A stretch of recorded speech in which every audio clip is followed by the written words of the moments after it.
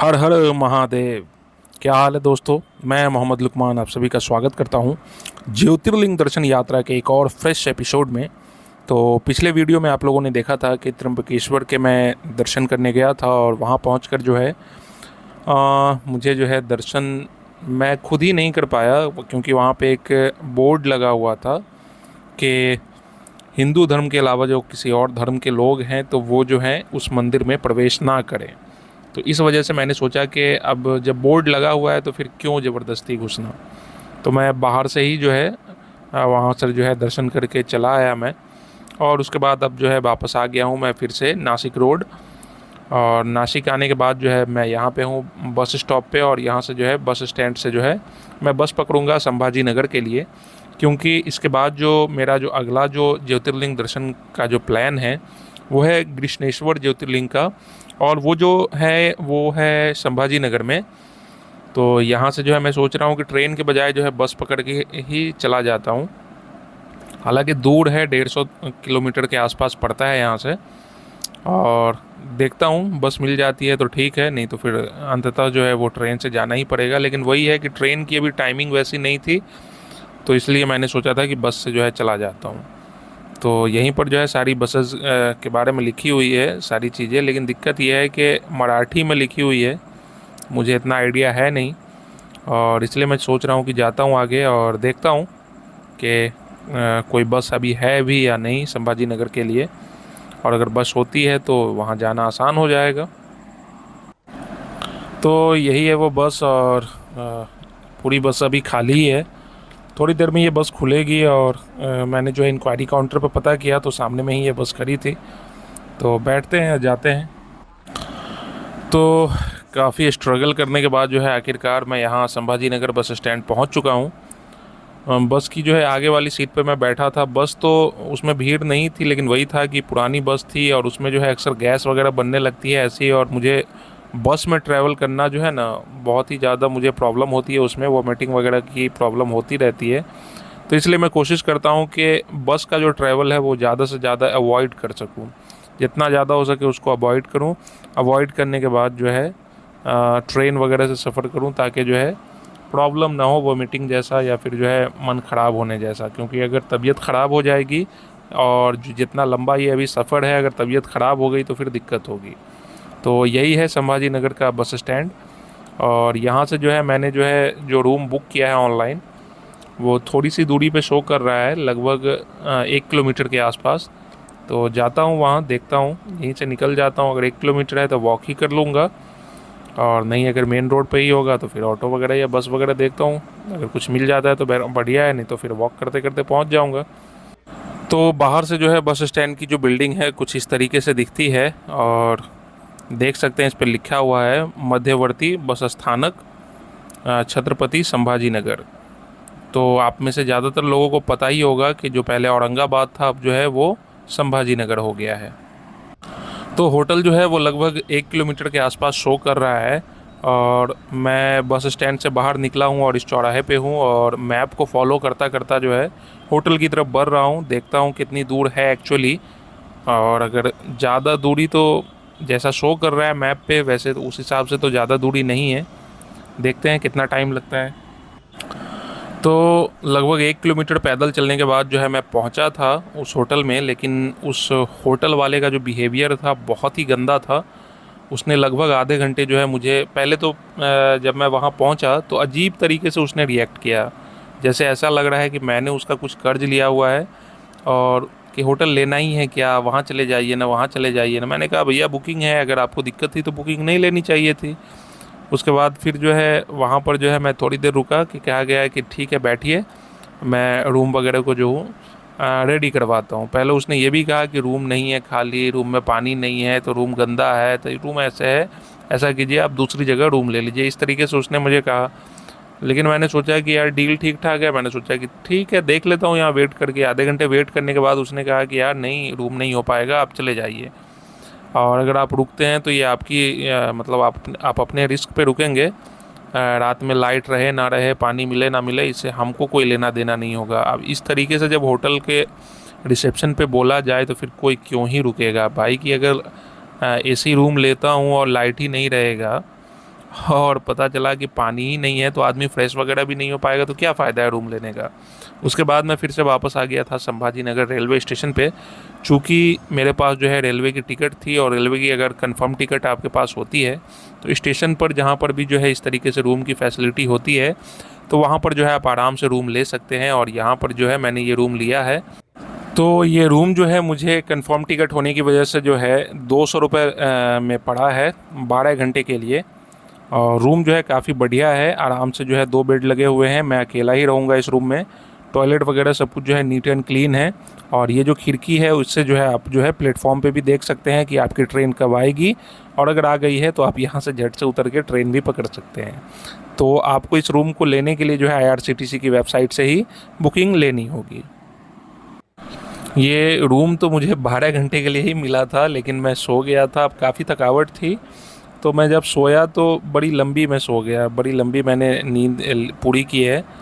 और यहाँ पर जो है कई बार ये मुझे खटखटा कर आए हैं उठाने के लिए, क्योंकि 12 घंटे की शिफ्ट थी। तो इन लोगों को भी होता है कि ठीक है भैया इतना टाइम हो गया है, तो फिर जो है उनसे चाबी वगैरह लेकर जो है रूम को साफ़ सफाई करके अपना जो है दूसरे लोगों के लिए तैयार कर दें।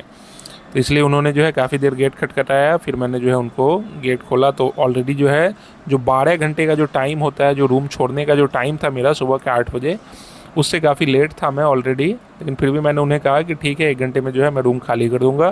फ्रेश वगैरह होकर नहा धोकर जो है मैं फिर से निकल पड़ा हूँ। और ये देख सकते हैं बगल में ही जो है प्लेटफॉर्म था। हालांकि अभी मुझे ट्रेन नहीं पकड़ना है, ट्रेन जो है मेरी रात की है और इसी प्लेटफॉर्म से ही है। और इधर से जो है आप देख सकते हैं यहाँ जो है सीढ़ी बनी हुई है, और इस सीढ़ी से ही जो है आप नीचे जा सकते हैं। बगल में ही टिकट काउंटर है, तो आपको वहाँ से ही चाबी मिल जाएगी। अगर आप ऑनलाइन बुक करते हैं, ऑनलाइन बुक करना ही मैंडेटरी है इस रूम के लिए। अगर आपके पास जो है कंफर्म टिकट है तभी जो है PNR आप डालेंगे IRCTC की वेबसाइट पे। उसके बाद जो है PNR लेने के बाद जो है बुकिंग लेंगे, और बुकिंग लेकर जो है टिकट काउंटर के पास जाने के बाद जो है आपको वो चाबी मिल जाएगी। और मैं यहाँ पर आ चुका हूँ, बस स्टैंड है जो कि स्टेशन के जस्ट बाहर है। और स्टेशन के बाहर में ही जो है आपको इस तरीके से कुछ मिनी बसेज या सिटी बसेज कह सकते हैं, वो सब लगी हुई है। और यहाँ पर भी अगर आप चाहते हैं कि पूरे दिन घूमना हो या बार बार टिकट कटाने का चक्कर ना हो, तो सिटी बस जो चलती है ना, उसका आप जो है एक ही बार पास ले लो, 50 या 60 या 70 जितने का भी आता है, ताकि आपको बार बार जो है टिकट कटाने के लिए जो है पैसे खर्च ना करने पड़े। आप अगर एक बार सिटी बस का जो है पास ले लेते हैं, तो पास लेने के बाद ये होगा फ़ायदा कि आप जितनी बार भी चाहें सिटी बस में आप जितना भी जो है उस पूरे दिन में ट्रैवल कर सकते हैं। तो ये जो है देख सकते हैं पीछे जो है स्टेशन है, स्टेशन के पास मैंने बस नहीं पकड़ी है क्योंकि बस वहाँ से मिली ही नहीं। तो थोड़ा सा आगे से बस जो है वो मिलती है, जहाँ मुझे जाना है गृष्णेश्वर ज्योतिर्लिंग। और वो गृष्णेश्वर ज्योतिर्लिंग के लिए जो है बस जो जाती है वो एलोरा केव होते हुए जाती है। तो आपको भी पता होगा एलोरा केव के बारे में। तो बस जहाँ से मिलना है उसके लिए जो है वो जो दूरी है काफ़ी ज़्यादा थी, 2-3 किलोमीटर थी। तो मैंने सोचा कि पैदल चलने से अच्छा है कि ऑटो पकड़ लिया जाए, क्योंकि पैदल चलने की जो बात है वैसा तो है नहीं कि हाँ पैदल चल लो और होटल पहुँच के सोना ही है।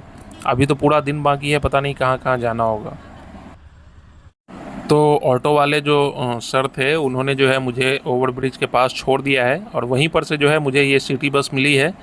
और मैंने वही सोचा है कि सिटी बस के लिए जो है पास ले लेता हूँ। पास लेने से जो है फिर मैं टिकट के चक्कर से ही बेफिक्र हो जाऊँगा कि हाँ कहाँ का टिकट लेना है या कहाँ क्या, कुछ भी नहीं। आपके पास पास है तो कहीं पर भी चढ़ सकते हैं, कहीं पर भी उतर सकते हैं।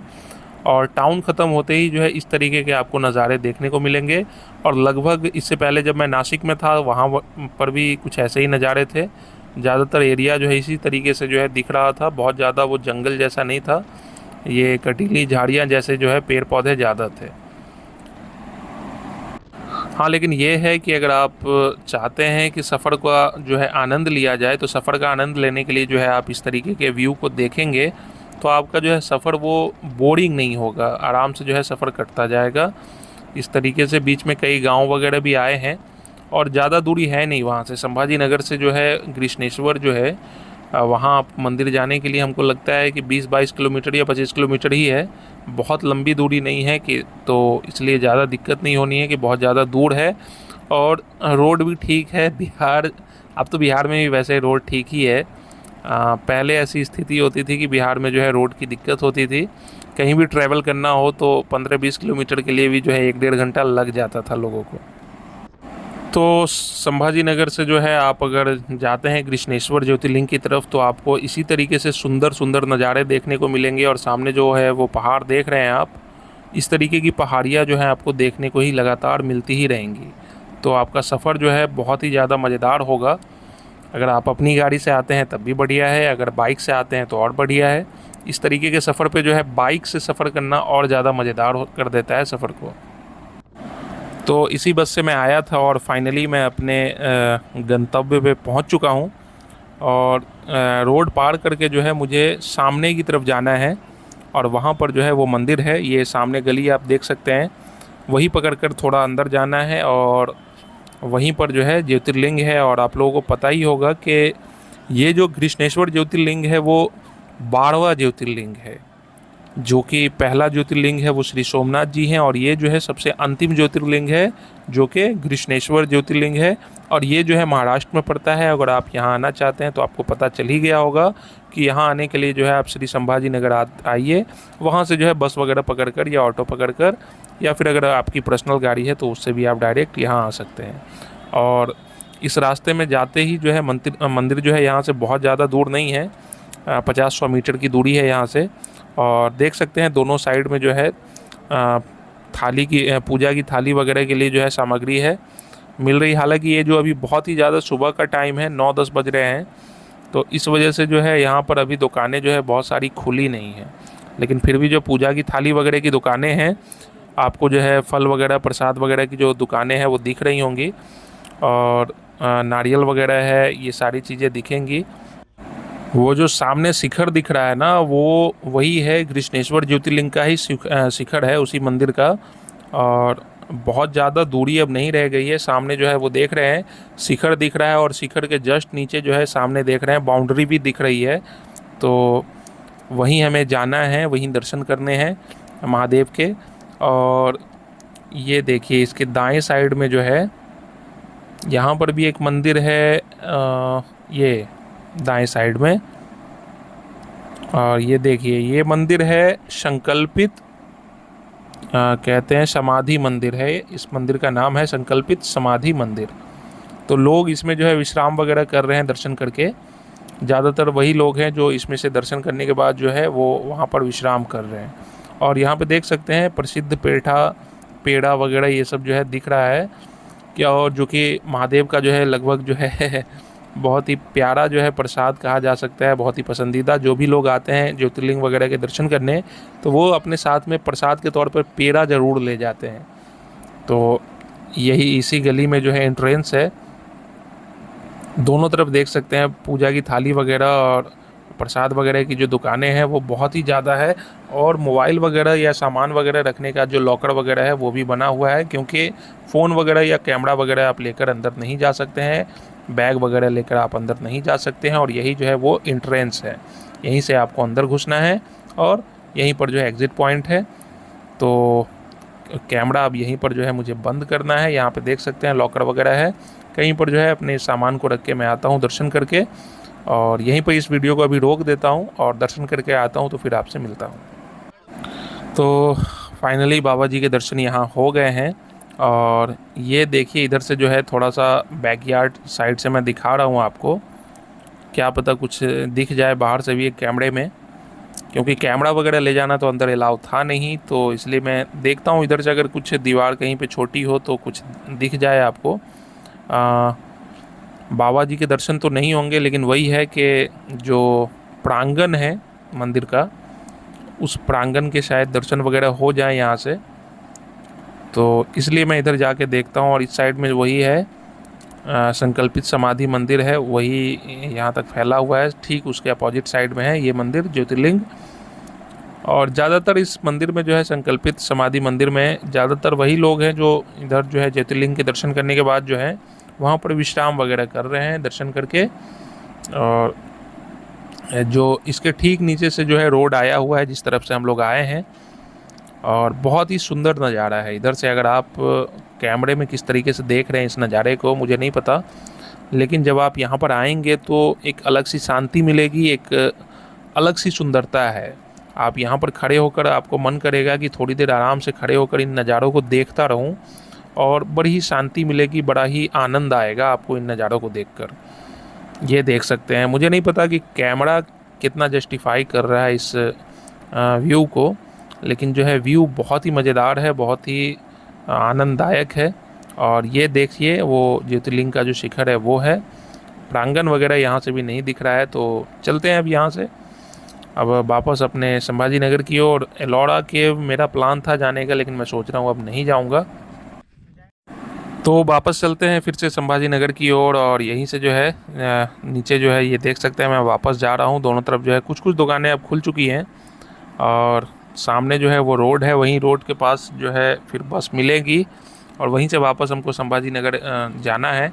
और उसी स्टेशन से ही जो है मेरी ट्रेन है रात की। तो पूरा दिन जो है अभी मैं समझिए कि खाली ही पड़ा रहूँगा। तो देखता हूँ, अगर टाइम तो बहुत बचा हुआ है, अगर हो सकता है बॉडी अगर मेरा साथ देती है, बहुत ही ज़्यादा थकान हो चुकी है इसलिए मेरा मन तो नहीं कर रहा है कहीं जाने का, लेकिन अगर फिर भी मेरी बॉडी अगर साथ देती है तो मैं कोशिश करूँगा कुछ चीज़ें और दिखाने की आप लोगों को।